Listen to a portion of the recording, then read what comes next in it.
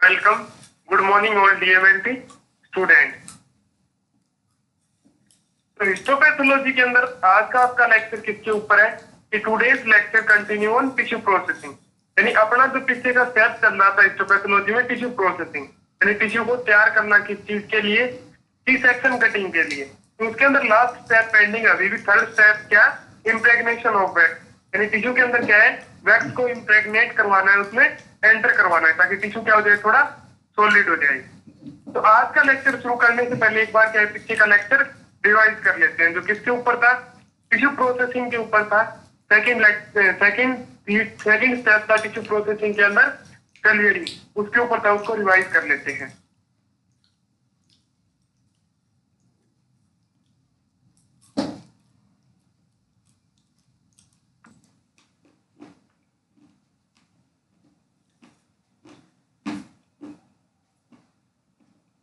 Next पीछे का lecture आपका किसके ऊपर था, सेकंड स्टेप कलियरिंग पे।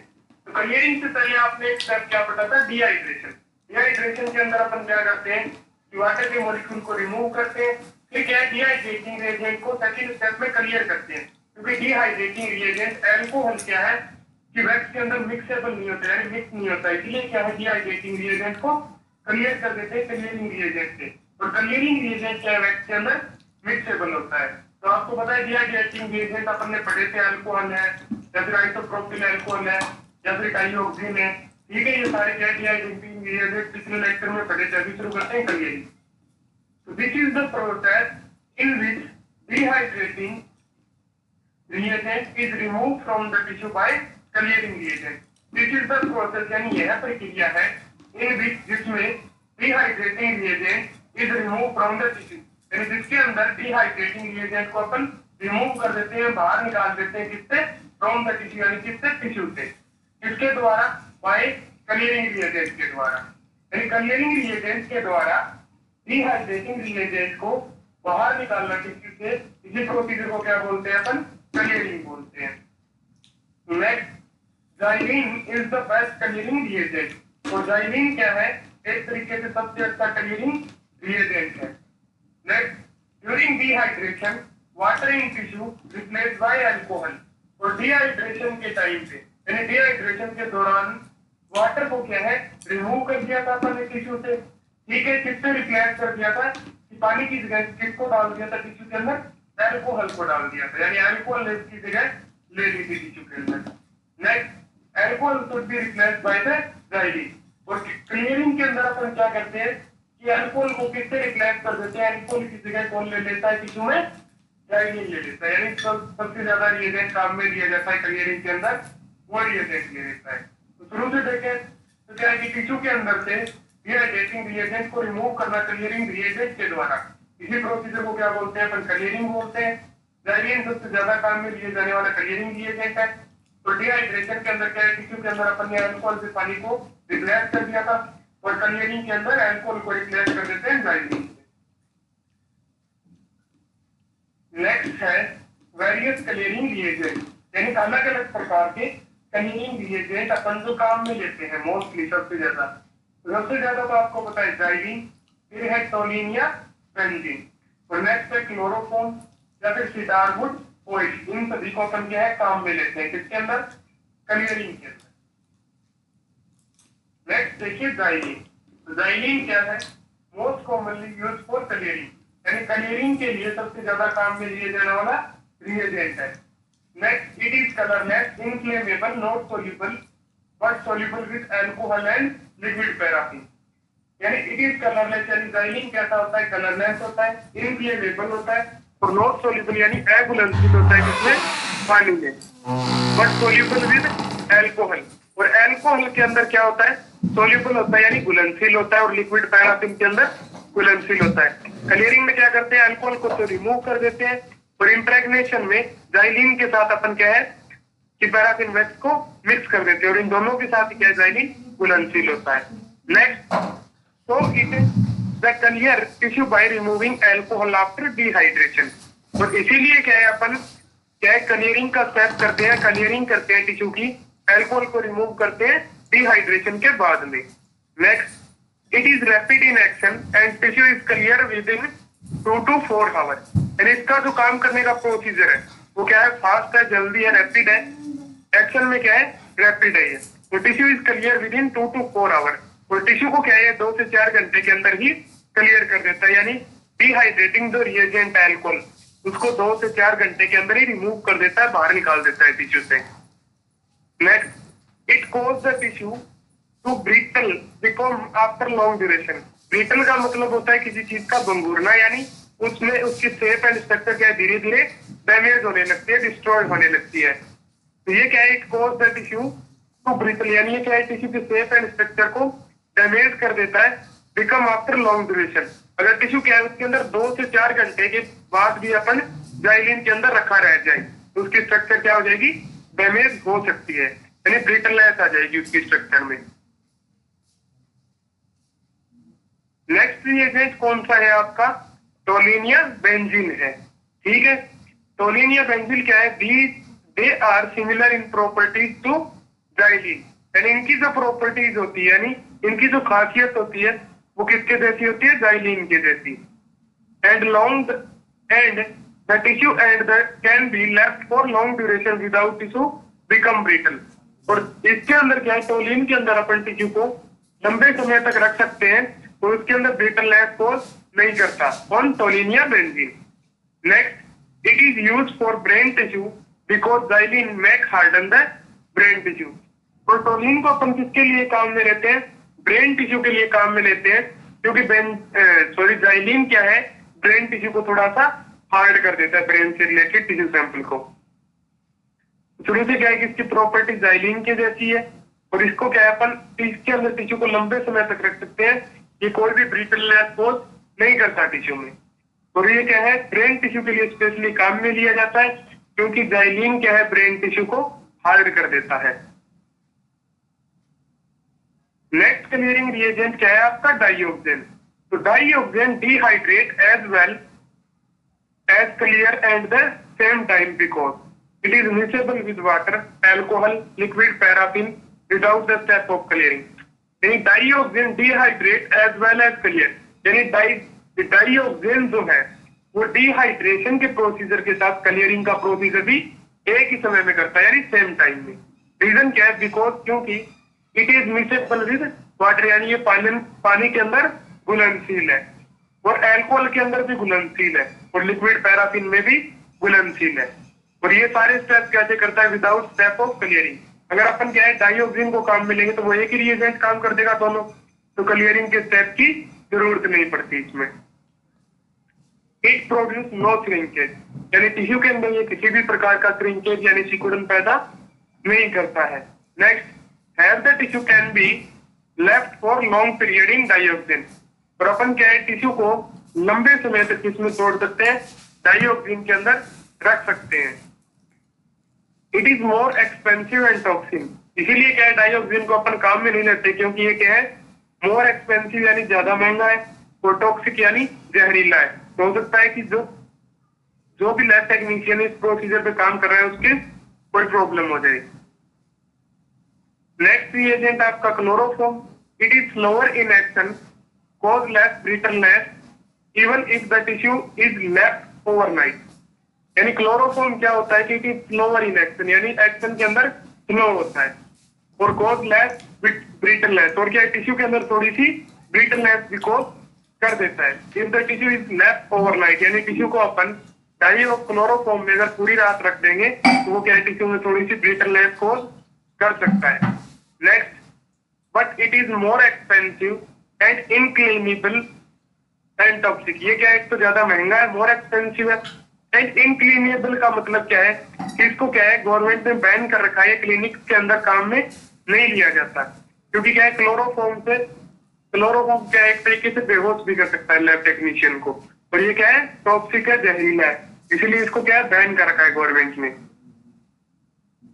नेक्स्ट क्या बच्चे आपका लास्ट क्लियरिंग रिएजेंट जो क्या है सीडारवुड ऑयल। तो it is specially use for delicate tissue because it cause not brittleness and hardening tissue. यानी ये क्या है डेलिकेट टिश्यू के लिए काम में लिया जाता है और ये टिश्यू के अंदर ब्रिटलनेस या फिर हार्ड, ये क्या है ब्रिटलनेस तो कॉज नहीं करता, लेकिन टिश्यू के अंदर क्या है थोड़ी सी हार्डनिंग कॉज कर देता है। It is slower in action and more expensive. एक तो ये काम को धीरे करता है, एक्शन में क्या है स्लो है, और क्या है मोर एक्सपेंसिव, और ऊपर से क्या है ज्यादा महंगा है।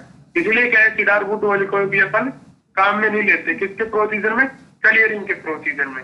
इसलिए सबसे ज्यादा जो क्लियरिंग रिएजेंट है वो कौन सा काम में लेते हैं, जाइलिन, फिर उसके बाद टोलिन या बेंजीन, क्योंकि डाइऑक्सिन भी टॉक्सिक है इसलिए उसको भी काम में नहीं लेते।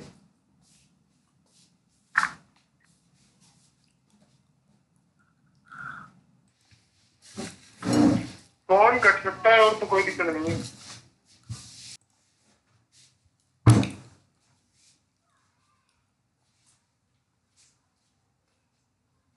तो आज का लेक्चर किसके ऊपर, आपका इम्प्रेग्नेशन पे। इम्प्रेग्नेशन का मतलब होता है किसी चीज को किसी में एंटर करवाना।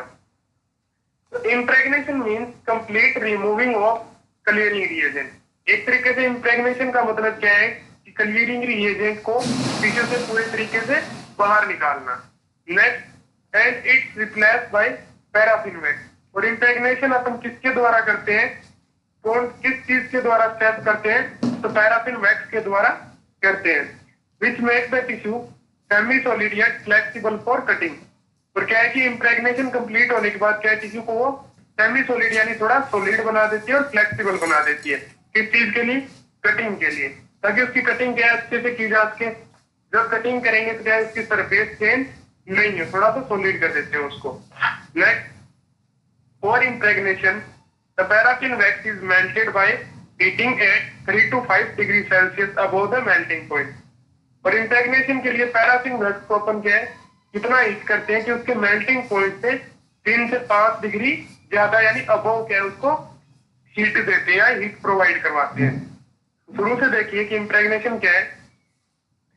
इम्प्रेग्नेशन means complete removing of clearing reagent, यानी जाइलिन को तो बाहर निकालना है क्लियरिंग रिएजेंट को, और पैराफिन वैक्स को एंटर करना है।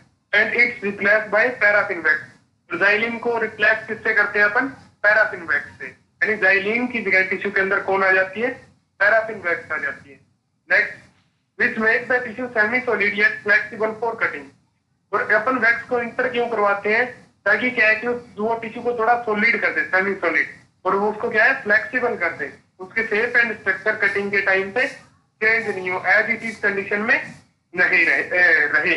Next, for impregnation the paraffin wax is melted by heating at 3 to 5 degree Celsius above the melting point. और इम्प्रेग्नेशन के लिए अपन पैराफिन वैक्स को मेल्टिंग पॉइंट से 3 से 5 डिग्री सेल्सियस ज्यादा क्या है हीट प्रोवाइड करवाते हैं या मेल्ट करते हैं, ताकि क्या है वो पूरे तरीके से मेल्ट रहे।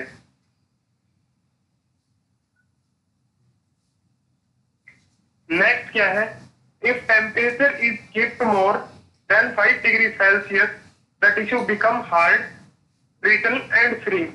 अगर क्या है अपन टेम्परेचर जो है पैराफिन वैक्स का मेल्टिंग पॉइंट से 5 डिग्री से ज्यादा कर देते हैं, यानी ज्यादा रखते हैं, कीप यानी रखते हैं 5 डिग्री से ज्यादा, द टिश्यू बिकम हार्ड, यानी टिश्यू क्या हो जाएगा, हार्ड हो जाएगा, या तो फिर क्या और क्या हो जाएगी उसमें ब्रिटलनेस कोज हो जाएगी, और क्या है श्रिंकेज भी आ सकती है, और टिश्यू शीयरिंग भी हो सकती है, जल भी सकता है। Next, the higher temperature of impregnation is 56 degree to 60 degree Celsius. At the melting point is liquid paraffin is 55 degree Celsius. The higher temperature of impregnation, यानी इम्प्रेशन का हाईएस्ट टेम्परेचर अपना कितना रखना है आपको, 56 to 60 डिग्री सेल्सियस तक रखना है, क्योंकि मेल्टिंग पॉइंट क्या है लिक्विड पैराफिन का 55 डिग्री सेल्सियस है। Next, the paraffin wax should be dust free and do not contain water molecule. और जो आप पैराफिन वैक्स काम में ले रहे हैं किसके अंदर, इम्प्रेग्नेशन में, वो एक तो डस्ट फ्री होनी चाहिए, यानी उसमें कोई भी डस्ट के पार्टिकल, धूल मिट्टी के पार्टिकल प्रेजेंट नहीं हो, और ना ही वाटर के मॉलिक्यूल यानी वाटर के कण उसमें प्रेजेंट हो, पानी के molecule. Next, otherwise crystallization will take place in the tissue when the wax is cold. अन्यथा क्या होगा कि टिश्यू के अंदर क्या है छोटे छोटे क्रिस्टल हो जाएंगे, कब, जब वैक्स क्या होगी, ठंडी होगी। तो ये चीज अपने को ध्यान रखनी है कि वैक्स कैसी होनी चाहिए, डस्ट और वाटर फ्री होनी चाहिए। तो शुरू से देखिए कि temperature is kept more than 5 degree Celsius the tissue become hard, brittle and shrinkage. यानी अपन क्या है जो टेम्परेचर है वैक्स का वो अगर 5 डिग्री से ज्यादा रखेंगे मेल्टिंग पॉइंट पे तो वो क्या है टिश्यू को हार्ड या उसमें ब्रिटलनेस और श्रिंकेज कॉज कर देगा। The higher temperature of impregnation, और इम्प्रेगनेशन का टेम्परेचर क्या रखते हैं अपन 56 to 60 degree Celsius at the melting point, और मेल्टिंग पॉइंट क्या है लिक्विड पैराफिन का 55 डिग्री सेल्सियस। और पैराफिन कैसी होनी चाहिए, डस्ट फ्री होनी चाहिए और वाटर के मॉलिक्यूल उसमें प्रेजेंट नहीं होने चाहिए। Next, otherwise crystallization will take place in that tissue then the wax is cold. अन्यथा क्या होगा कि टिश्यू के अंदर क्रिस्टलाइजेशन हो जाएगा, यानी छोटे छोटे क्रिस्टल या पार्टिकल बन जाएंगे वाटर या डस्ट के, जो अपने को दिखाई देंगे कब, जब अपन वैक्स को क्या करेंगे, कोल्ड करेंगे यानी ठंडी करेंगे, यानी टिश्यू को सेमी सॉलिड करेंगे तब।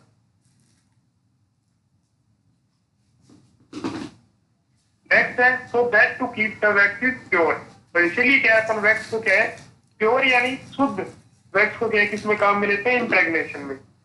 It is filter to ordinary filter paper before use, यानी काम में लेने से पहले वैक्स को क्या है ऑर्डिनरी फिल्टर पेपर से क्या है साफ कर लेना चाहिए, क्लियर कर लेना चाहिए।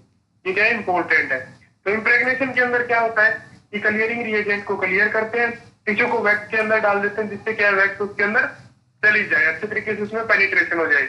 और टेम्परेचर क्या रखते हैं मेल्टेड वैक्स का 56 to 60 डिग्री सेल्सियस, और मेल्टिंग पॉइंट क्या होता है वैक्स का 55 डिग्री सेल्सियस। और वैक्स कैसी होनी चाहिए, डस्ट फ्री होनी चाहिए, उसमें कोई भी डस्ट का या वाटर का पार्टिकल नहीं होना चाहिए क्योंकि क्रिस्टलाइजेशन हो जाता है टिश्यू में।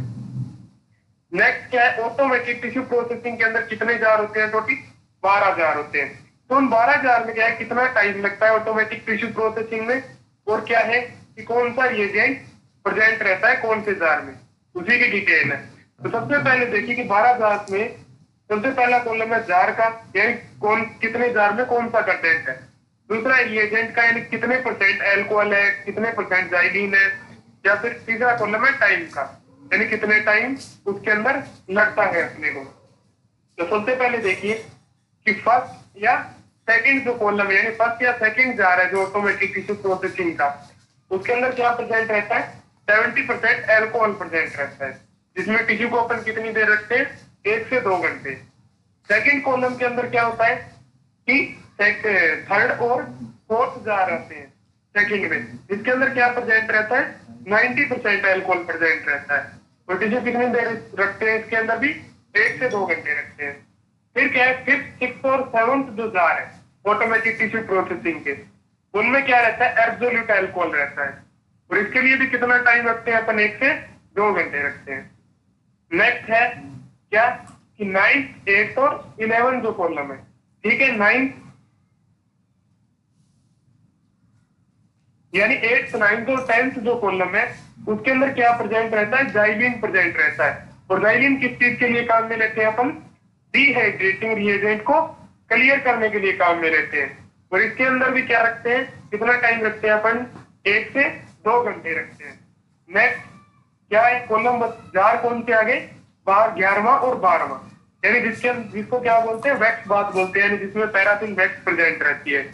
और इसके लिए भी टाइम कितना रखते हैं अपन 1 से 2 घंटे का रखते हैं। तो ऑटोमेटिक टिश्यू प्रोसेसिंग के अंदर अगर अपन क्या है टिश्यू को डाल देते हैं तो वो कितनी देर में 12 घंटे के अंदर उसका टिश्यू प्रोसेसिंग कंप्लीट होता है एवरेज।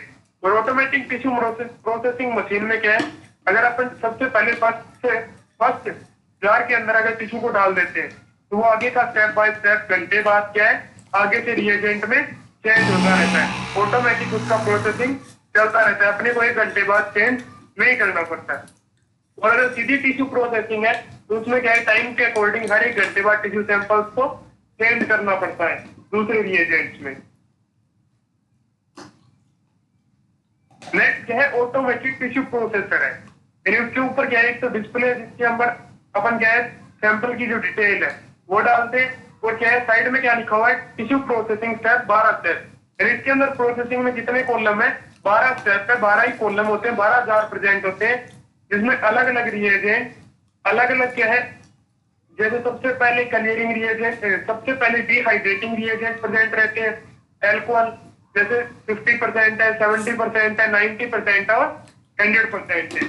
उसके बाद में क्या है आगे के कॉलम्स में क्या प्रेजेंट रहती है क्लियरिंग रिएजेंट जो क्या है जाइलीन है, जाइलिन से अपन क्या करते हैं, टिश्यू को क्लियर कर देते हैं, ठीक है। और फिर लास्ट में क्या आती है, इम्प्रेग्नेशन, यानी वैक्स बात आते हैं दो, 11वां और 12वां। उसके ऊपर क्या, उसमें क्या रहती है, वैक्स प्रेजेंट रहती है, मेल्टेड वैक्स, जो क्या कितने डिग्री टेम्परेचर पे रहती है कि 56 टू 60 डिग्री सेल्सियस टेम्परेचर पे रहती है। और उसमें क्या टिश्यू को 1 से 2 घंटे के अंदर रखते हैं। तो टिश्यू प्रोसेसिंग का टोटल प्रोसीजर कितने घंटे में कंप्लीट हो जाता है, 12 घंटे के अंदर। यानी 12 घंटे बाद क्या है कि टिश्यू किसके लायक हो जाता है, माइक्रोटोमी के, यानी आप उसकी सेक्शन कटिंग कर सकते हैं। तो इसमें आप देख रहे हो कि एक तो डिस्प्ले का कॉलम है, और क्या है कि छोटे छोटे ऊपर की तरफ देखो डिस्प्ले के तो जार दिखाई देंगे आपको, एक रैक दिखाई देगी छोटी, जिसमें क्या है अपन टिश्यू को रख सकते हैं, ठीक है। इसमें क्या है, अलग अलग मशीन आती है, ऑटोमेटिक सिंगल बास्केट की भी आती है जिसमें एक ही टिश्यू रख सकते हैं, या फिर डबल बास्केट की भी आती है। अलग अलग क्या है, अलग अलग टाइप की मशीनें आती है जिसको अपन काम में लेते हैं लैब्स के अंदर। नेक्स्ट फैक्टर दैट इफेक्टिंग इम्प्रेग्नेशन, यानी इम्प्रेग्नेशन को कौन से फैक्टर्स इफेक्ट करते हैं, कौन से स्टेप का उसके ऊपर इफेक्ट है, जो क्या है उसके ऊपर प्रभाव पड़ता है। तो सबसे पहले क्या है, size and type of tissue, यानी एक तो साइज कितना है टिश्यू का, यानी कितने एमएम का है, क्योंकि आपको पता है अगर बड़ा टिश्यू होगा वो क्या है ज्यादा टाइम लेगा। दूसरा टाइप ऑफ टिश्यू, यानी जो टिश्यू का टाइप है वो कौन से ऑर्गन से लिया गया, यानी उसके मतलब ज्यादा क्या है, हार्ड तो नहीं है या फिर ज्यादा सॉफ्ट नहीं है, वो सारी चीजें भी क्या है मैटर करती है। Next, type of clearing reagent, और क्या मैटर करता है फैक्टर दैट इफेक्टिंग इम्प्रेग्नेशन में, कि क्लियरिंग रिएजेंट कौन से टाइप का है, अपन कौन सा काम में ले रहे हैं। अगर जाइलिन लेंगे तो वो जल्दी कर देगा रैपिड, ठीक है। अगर बेंजीन या टोलिन लेंगे तो उसमें क्या है ज्यादा टाइम लगेगा। उसी तरीके से क्या है कि डिहाइड्रेटिंग रिएजेंट भी टाइम पे डिपेंड करता है, अल्कोहल भी काम में ले सकते हैं, या फिर क्या है कि आइसोप्रोपिल अल्कोहल या डाइऑक्सिन लेंगे। अगर आपको पता है डाइऑक्सिन लेंगे तो टिश्यू प्रोसेसिंग का टाइम और भी कम हो जाएगा, क्योंकि क्या है वो क्लियरिंग और डिहाइड्रेशन दोनों एक ही टाइम में कर देगा। और नेक्स्ट क्या डिपेंड करता है, लास्ट स्टेप क्या है, एजिटेशन। अगर अपन क्या है टिश्यू प्रोसेसिंग के अंदर उसको एजिटेट करते हैं, अच्छे तरीके से मिक्स करते हैं अगर थोड़ा थोड़ा, यानी एजिटेशन शुरू रखते हैं टिश्यू प्रोसेसिंग मशीन में, तो क्या है कि प्रोसीजर जल्दी कंप्लीट होता है इम्प्रेग्नेशन का। और अगर ज्यादा ही एजिटेट कर देते हैं तो टिश्यू प्रोसेसिंग क्या है डिक्रीज हो जाती है, यानी उसके स्लो। ये नेक्स्ट क्या है, नेक्स्ट लेक्चर ऑन एम्बेडिंग या ब्लॉक मेकिंग। तो आगे का जो लेक्चर आपका आने वाला वो किसके ऊपर रहेगा, एम्बेडिंग या ब्लॉक मेकिंग पे रहेगा। यानी टिश्यू को एक प्लास्टिक मोल्ड के अंदर डालेंगे, और उस मोल्ड के किसके मोल्ड यानी क्या है एक ब्लॉक या बॉक्स, जिसके अंदर डालेंगे और उसको क्या है वैक्स से फिलअप कर देंगे। और एम्बेडिंग किस चीज के लिए करते हैं कि क्या है टिश्यू की जो माइक्रोटोमी है वो अच्छे तरीके से की जा सके।